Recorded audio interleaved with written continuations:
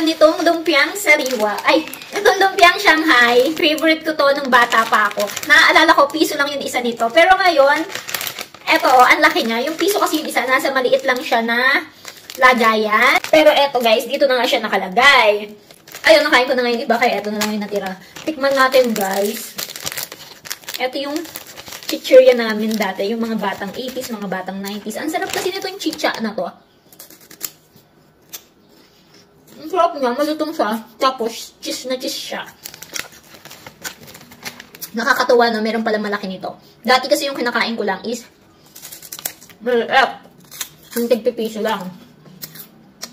Ganun pa rin yung lasa niya, hindi pa rin nagbabago. Katulad ng dati. Huy!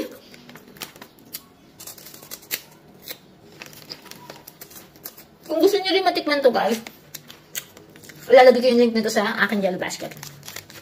Yun naman pala nitong isang is 3 pirasong ganun yung kalaki. Ayan, 3 piraso. Masarap pa rin siya, hindi pa rin siya nagbabago. So, kain po tayo.